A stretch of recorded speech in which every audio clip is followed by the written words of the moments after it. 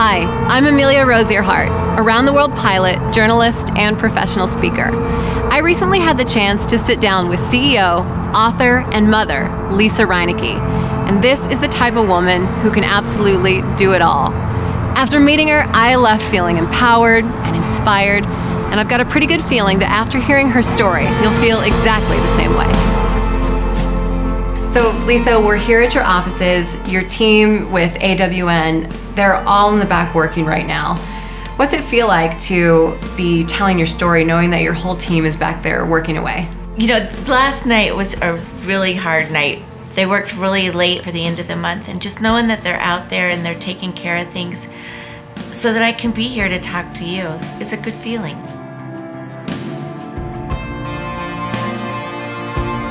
Talk to me a little bit about the culture here at AWN. What kind of environment have you tried to create? Try to create one where everybody feels free to use their creativity. Warranty is pretty dry, so there's not a lot of creativity there, although I like to spur them on to make some of their own problem-solving skills where they have a lot of resources that they can solve their own problem, help the dealer solve their problems. Where does this passion for the automotive industry come from? I know that you've got a family tie to all this, but what keeps you so interested? I'm a car brat, so my dad was his own manager for Chrysler. I went to work in the dealerships when I was just in high school, and I've just fallen in love with how the cars work and being able to have all that knowledge. And I love to reading about how to do all of it and how each one's made, all the laws and regulations that revolve around it. And your dad was a big part of why you fell in love with this industry. Tell me what he did when you were growing up as a little girl.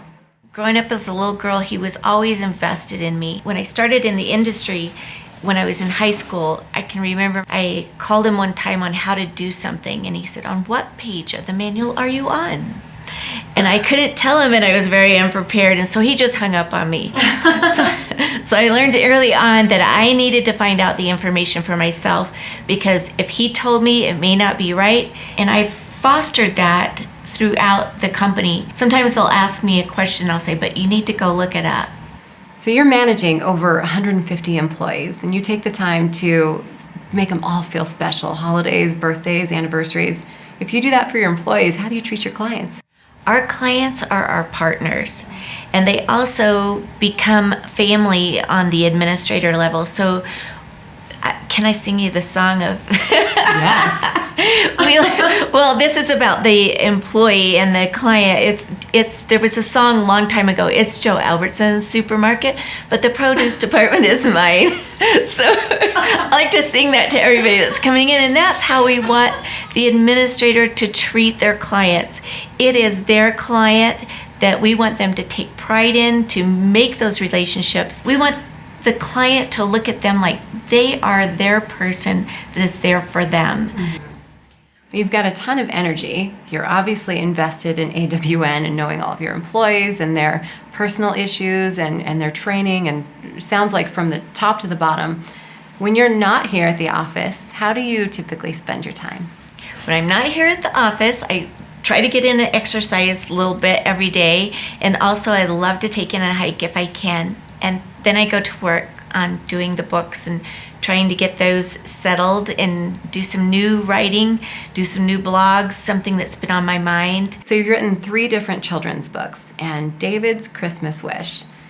That one, it's a kid's story, yes, but it's actually more for the parents. Is that right? It is more for the parents. It's good to read to the kids, but it's also for the parents, because at that time, the child is asleep the whole time, and we get to see the parents and the love that they have and what they go through that the child will never know. Yeah, it's a really sweet message.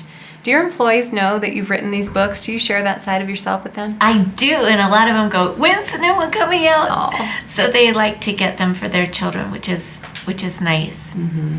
Your other 2 children's books, tell me the titles of those. Those are Arnold, the cute little pig with personality. Who was a real pig. It was a real pig. And your other book? The other book is Wings and Feet. And that one came out of one of the grandchildren, couldn't stop him from talking about his friend the butterfly.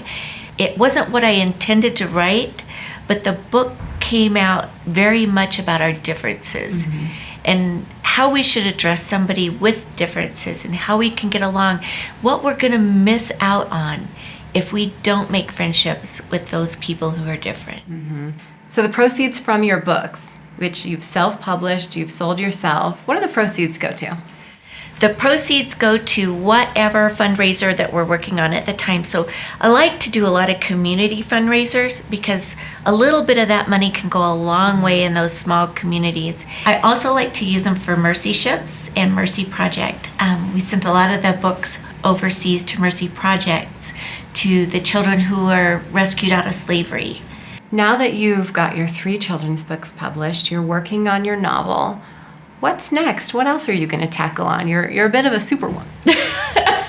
Well, I want to get through these projects first, but what's next on my list is really, I love working with charities.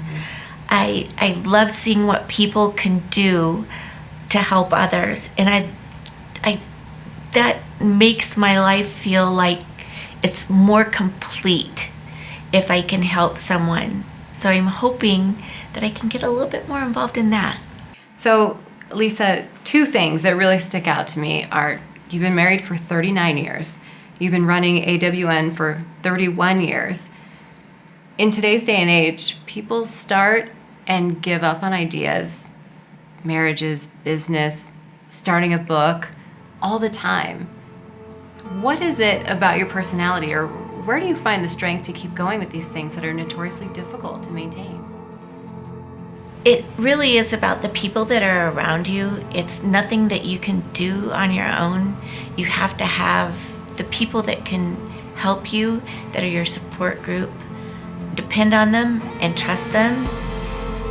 That's the only way that you can be a success, is by the people around you.